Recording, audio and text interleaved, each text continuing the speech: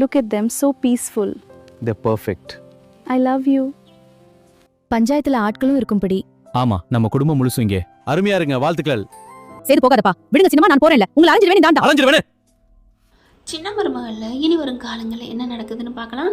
நம்ம தமிழ் செல்வி வீட்டுக்கு போயிட்டு என் பிள்ளைய எப்படி தூக்கிட்டு வர போச்சுன்னு சொல்லிட்டு கீழேன்னு கிழிச்சு கட்டிட்டு பிள்ளைய தூக்கிக்கிட்டு லெஃப்ட் ரைட்டு வாங்கிட்டு அங்கேருந்து கிளம்புறாங்க.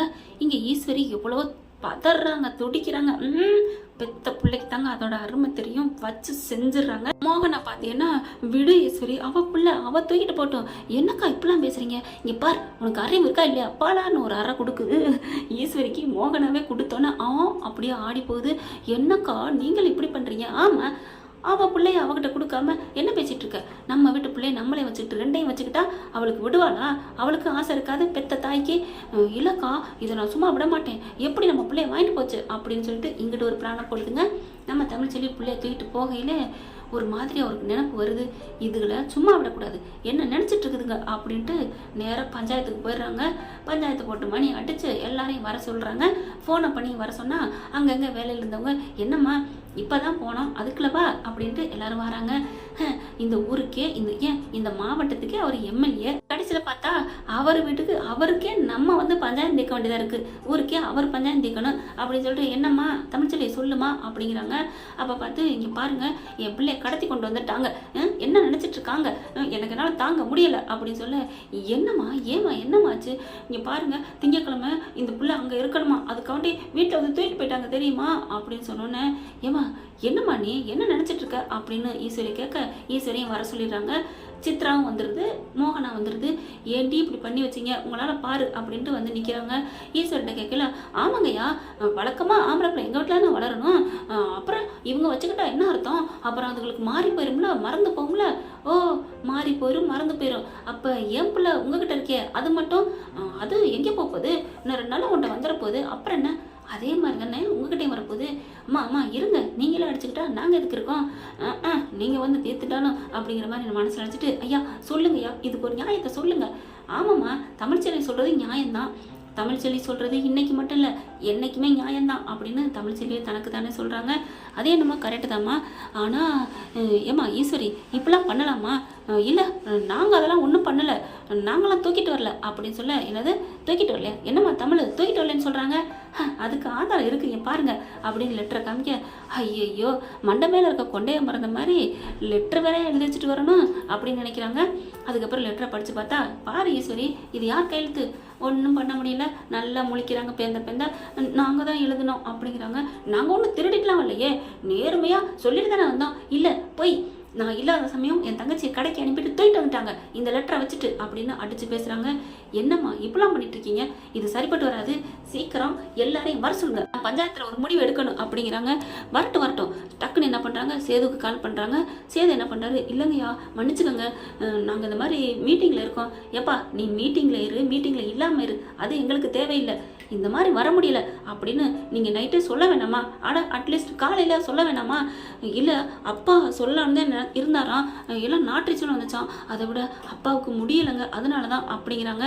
முடியலையா, என்னாச்சு? உடனே மோகன் வந்துட்டு, என்னப்பாச்சு என்னாச்சு? ஒன்றும் இல்லை சின்னம்மா, ஒன்றும் இல்லை, இப்போ பரவாயில்ல அப்படிங்கிறாங்க. தமிழுமே கொஞ்சம் அடங்கிடுதுங்க. முடியலன்னு சொன்னோன்னே, என்னப்பா நீ இப்படிலாம் பண்ணலாமா, நீங்கள் உங்கள் சின்னம்மா என்ன காரியம் பண்ணி வச்சுருக்கா தெரியுமா அப்படிங்கல. என்னங்கய்யா பண்ணி வச்சுருக்காங்க அப்படின்னு நடந்ததை சொல்ல, ஐயோ சின்னம்மா ஸ்பீக்கரில் போடுறாங்க, கொடுங்க அவங்ககிட்டன்னு சொல்லிட்டு, என்ன சின்னம்மா அப்படி பண்ணி வச்சுருக்கீங்க? இல்லை சேது, அழகுற நம்ம வீட்டில் வளருவான், அது நான் இருக்கிறப்ப, நான் இல்லாதப்ப எதுக்கு அங்கே தூக்கிட்டு வந்தீங்க? என்ன தம்பி இப்படிலாம் சேது சொல்கிற, நாங்கள் நல்லா வளர்க்க மாட்டோமா? நீங்கள் நல்லா வளர்ப்பீங்களா? அப்போ தமிழ்ச்செல்வி யார், அது பிள்ளைக்கு அப்பன் தானே, அம்மா தானே, அப்போ அவள் வளர்க்குறத விட நீங்கள் வளர்த்துறீங்களா என்ன? இல்லை சேது, முறப்புறான நடக்கணும்லப்பா, அப்படின்னா நம்ம முறப்புறாக நடந்துட்டோமா? என்ன சின்ன அப்படி பண்ணி வச்சுருக்கீங்க? தமிழ் அவங்களுக்கா நான் 1000 வாட்டி மன்னிப்பு கேட்குறேன், ப்ளீஸ் இன்னும் 2 நாள் இல்லைன்னா நான் 1 நாள் நான் முடிச்சுட்டு நான் வந்துடுறேன், மன்னிச்சுக்கோன்னு மன்னிப்பு கேட்குறாங்க. தமிழ்ச்செல்வி என்ன பண்ணுறாங்க, அதெல்லாம் முடியாது, நீங்கள் எப்போ வரேன்னு சொல்லுங்கள் அப்படிங்கிறாங்க. இன்றைக்கி நைட்டே கிளம்பி நாளைக்கு வந்துடுறோம் அப்படிங்கிறாங்க.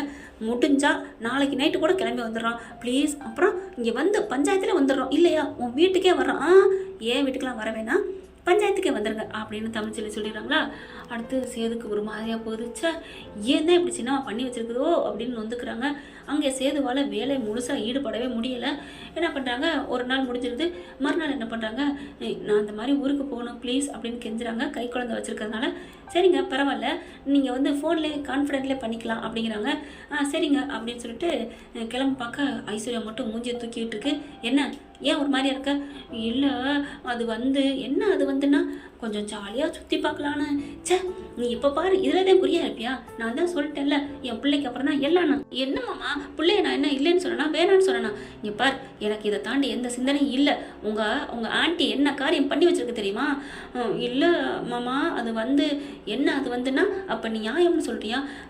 நியாயமெல்லாம் இல்லை, தப்பு தான். குழந்தைய பெத்த உடனே தூக்குனது தப்பு தான் அப்படிங்கல. அப்படி பார்க்குறாங்க. என்ன பார்க்குற? இல்லை அப்போ நீங்கள் மட்டும் நான் எங்கடி தூக்கிட்டு வந்தேன், அப்பா தான் தூக்கியாந்து கொடுத்துச்சு.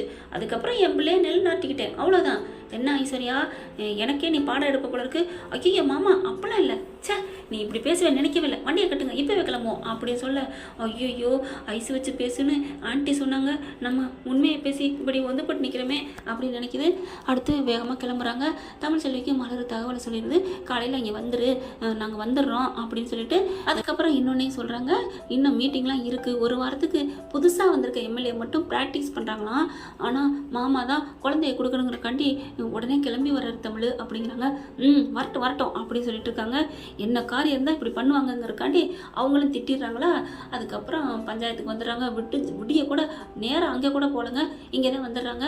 தமிழ்ச்செல்விக்கு தகவல் சொல்லிடுறாங்க. எல்லாரும் வந்துடுறாங்க. வந்ததுக்கப்புறம் ராஜாங்கம் சேது எல்லாருமே தமிழ்ச்செல்விகிட்ட மன்னிப்பு கேட்குறாங்க. எனக்கு மன்னிப்பு வேணாம், ஒன்றும் வேணாம், என் புள்ள மட்டும் வந்தால் போதும் அப்படிங்கிறாங்க. அதுக்கப்புறம் மீனாட்சி கொண்டு போய் இந்தா உன் புள்ள அப்படின்னு கொடுக்க என்ன பண்ணிட்டாங்க, அம்மாச்சி இது பிடி. இல்லை உன்ட்ட நான் தரமாட்டேன், அம்மா இந்த பிள்ளைய பிடி அப்படின்னு கொடுக்குறாங்க. கொடுத்ததுக்கப்புறம் இன்னொரு பிள்ளைங்க இருக்கா, அதை சேது தூக்க போயில நில்லுங்க அப்படிங்கிறாங்க. ஏன்னா அழகுறங்க இருப்பார் இல்லையா. என்ன அப்படிங்கிறாங்க. எதுக்கு இதை தூக்குறீங்க? என்ன தமிழ், நான் தூக்கிட்டு போவேண்டாமா? என்ன தூக்கிட்டு போவேண்டாமா? என்ன நினச்சிட்டு இருக்கீங்க? என்ன நினச்சிட்டீங்க தமிழ்? அதான் நான் மன்னிப்பு கேட்டேன்ல, மன்னிப்பு கேட்டால் எல்லாம் முடிஞ்சு போச்சா? என்னை அலக்கழிச்சிருக்காங்க அவங்க சின்னம்மா தெரியுமா? என்கிட்ட ஒரு வார்த்தை சொல்லியிருந்தா கூட நான் பேசாமல் இருந்திருப்பேன். அப்பவும் சரி இருந்துட்டு வரட்டும்னு தான் நான் நினச்சேன். பொம்பளை பிள்ளை பாவம் பிரியப்படுறாருன்னு. ஆனால் பொம்பளை பிள்ளையும் கொடுக்காம என் புள்ள ஆம்பளை பிள்ளையும் தூக்கிட்டு போனாங்களே அவங்க சின்னம்மா, நான் எப்படி விட முடியும்? சரி இப்போ என்ன பண்ணுங்கிற? என் பிள்ளை இனிமேல் என்கிட்ட தான் இருக்கும் அப்படின்னு பிள்ளைய தூக்கிட்டு வாமா அப்படின்னு கூப்பிட பஞ்சாயத்துக்காரங்க என்ன பண்ணுறாங்க, அவங்ககிட்ட போய் கேட்குறாரு சேது, இங்கே பாருங்கள் என்ன தூக்கிட்டு போகிறா, தமிழ் கொடு அப்படின்னு சொல்லிட்டு கெஞ்சிட்டு அதுக்கப்புறம் பஞ்சாயத்து போட்ட பார்த்து பேசுகிறாரு. ஏன்னா ஏற்கனவே தமிழ் சொல்லிடுச்சு, புள்ள வந்தால் நான் தூக்கிக்கிறேன்னு. சரிம்மா உன் பக்கம் நியாயம் இருக்குது, தூக்கிக்கன்னு சொல்லிட்டாங்களா, அதனால தூக்குது. இங்கே பாரியா, நேற்று பஞ்சாயத்தில் பேசி முடிச்சாச்சு, இனிமேல் புள்ள அதுக்கிட்ட தான் தாய்கிட்ட தான் இருக்குன்னு சொல்லிட்டாங்க. ஏதோ போகிற இடத்துல ஏதோ ஆபத்தெல்லாம் வந்துச்சாமே. ஐயா இதெல்லாம் நாங்கள் தானே சொன்னோம், சொல்லாமல் இருந்தால் அவளுக்கு என்ன தெரிய போகுது, எதுக்கு மறைக்கணும்னு சொன்னோம். அப்படி இருக்கல எங்கள் நல்ல மனசை புரிஞ்சிக்காம இப்படியா பண்ணுறது? இல்லை தம்பி, உங்கள் சின்னம்மா அப்படி காரியம் பண்ணிட்டாங்க, அதனால 2 பிள்ளை அவங்ககிட்ட தான் இருக்கணும் அப்படின்னு சொல்ல, ஐயோ முடியாதுன்னு சொல்லிட்டு தமிழ்ச்செல்வி காலில் வந்து விழுகிறாரு. ப்ளீஸ் தமிழ்ச்செல்வி, என்னால் புள்ள இல்லாமல் இருக்க முடியாது, உனக்கு தெரியல, என் அம்மானா எனக்கு உசுறு, ப்ளீஸ் நான் கெஞ்சி கேட்டுக்கிறேன், சின்னம்மா பண்ணதுக்கு நான் மன்னிப்பு கேட்குறேன். ஐயோ சின்னம்மா பாவி என் சந்தோஷத்தில் மண்ணலி பொட்டியில படுபாவிகளா, யார் எவ்வளோ இருக்கக்கூடாது, வீட்டை விட்டு கிளம்பிடுங்க, நானும் என் பிள்ளையும் வரையில யார் இருக்கக்கூடாது அப்படின்னு சொல்லிட்டு இங்கிட்டு திரும்புறாரு. தமிழ் என்னை மன்னிச்சிட தமிழ்னு காலில் பிடிச்ச அழுக. அதுக்கப்புறம் அப்படின்னு இங்கிட்டு திரும்பிக்கிறாங்க. எந்திரிங்க சொன்னோன்னே எந்திரிக்கிறாரு.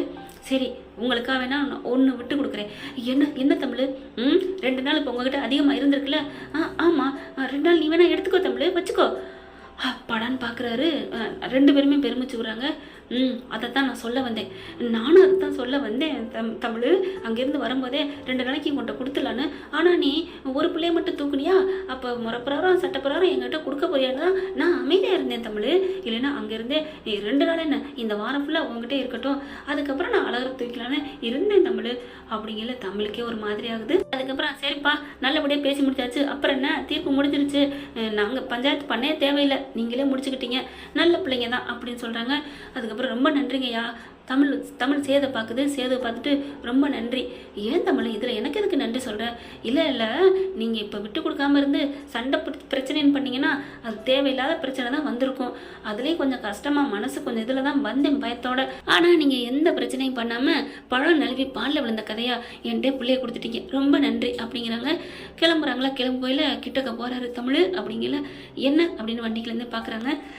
எனக்கு கொஞ்சம் பார்க்கணும் மட்டும் ஆசையாக இருக்குது, எனக்கு தோணுச்சுன்னா வந்து பார்த்துக்கலாமா அப்படிங்கல கண்ணை மூடிட்டு பார்த்துக்கங்க அப்படின்ட்டு போகிறாங்க. அதனால நான் ஒன்றும் செய்யலை, ஒன்றும் சொல்லலை அப்படின்ட்டு போகிறாங்க. ஐஸ்வர்யாவுக்கும் சித்ராவுக்கும் ஈஸ்வரிக்கும் ஆடி போகுது. ஐயோ இப்போ 2 பிள்ளையும் தேடி மறுபடியும் அங்கே போகிறானே அப்படின்னுட்டு. அதே மாதிரி தாங்க நைட்டு 9 மணி சாப்பிட்டுக்கிட்டு படுக்க போயில சேதுவால் தூக்கமே வரல. அப்படியே நெளியிறாருங்க புழு மாதிரி. என்ன பண்ணுறது தெரியல, பட்டான்னு எந்திரிக்கிறாரு.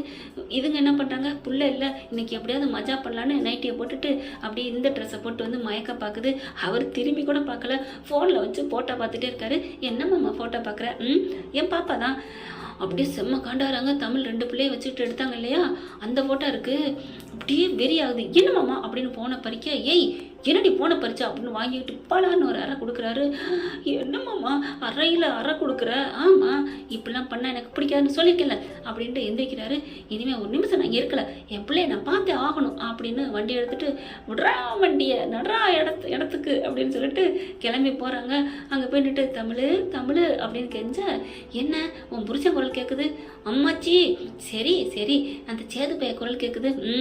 அதுதான் நான் கூட அம்மாச்சி என் பேரன்னு சொல்லுவியோன்னு நினைச்சேன்.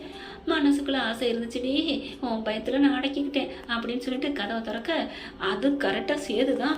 சேது, அம்மாச்சி அப்பதான் எனக்கு பிள்ளைய பார்க்கணும் போல தோணுது. அப்பதான் போடா, ஒரு 2 பிள்ளைல உன்னை தான் பார்த்துக்கிட்டு இருக்குது. அப்போ அம்மாச்சி நான் வெளில கொண்டாந்து கொடுப்பேன்ல, ஏன் அம்மாச்சி அவரை இப்போ உள்ளே போக விட்டேன்? போடி, ரொம்ப பண்ணாத. அன்னைக்கு நீ மட்டும் உள்ளர விட்டா, நாங்கள் விட்டா மட்டும் மண் குடம், நீ உடைச்சா மட்டும் பொன் குடமா என்ன அம்மாச்சி அப்படின்னு சொல்லி அங்கே 2 பிள்ளையும் அழுகுது. ஐயோ 2 அழுகுதே அப்படின்னு ஓடுறாங்க. போங்கடி போங்க, இன்னைக்கு என் பிள்ளை பேரனை இங்கே தான் தங்க வைக்கிறேன் அப்படின்னு சொல்லிட்டு தங்க வச்சிடுறாங்க. அங்கே பார்த்தா ஐஸ்வர்யா அடிச்சுட்டே இருக்கு, எட்டுக்கவே இல்லைங்க, சுவிட்ச் ஆஃப் பண்ணி போட்டுறாரு. அதுக்கப்புறம் 2 பிள்ளைங்க மாறி கொஞ்சுறாரு. என் சொல்லம் என் தங்கம் அப்படின்னு முத்தம் கொடுத்துட்டு தமிழ்ச்செல்வியை ஓரக்கண்ணால் சைட் அடித்து பார்க்குறாரு. அந்த மேடம் என்ன பண்ணுறாங்க, சேதுவே வச்ச கண்ணு வாங்காமல் பார்க்குறாங்க. சேது முத்தம் கொடுக்க தான் கண்ணத்தை தடவு நாக்கில் இருக்க சேது பார்த்தோன்னே டக்குன்னு கையை அப்படின்னு எடுத்துக்கிறாங்க. ஆஹா, நம்ம கொடுத்த முத்தத்தெல்லாம் இவ தான் வாங்கிக்கிட்டு இருந்தாளா? ஐயோ என் பிள்ளைக்குல நான் கொடுத்தேன் அப்படின்னு திரும்பிக்கிட்டு முத்தம் கொடுக்க ஆரம்பிக்கிறாரு. உம்மாண்டு அடப்பாவி மனசா, அப்போ நான் வாங்கினேன்னு நினச்சிக்கிட்டு இருந்தாரா? இந்த முத்தம் கூட நான் வாங்கக்கூடாது நினைக்கிறாரா? ஏ தமிழ், உனக்கு படிப்பு முக்கியண்டி, எல்லாத்தையும் மறந்துடாதடி அப்படின்னு தமிழோட மனசாட்சி சொல்லுது.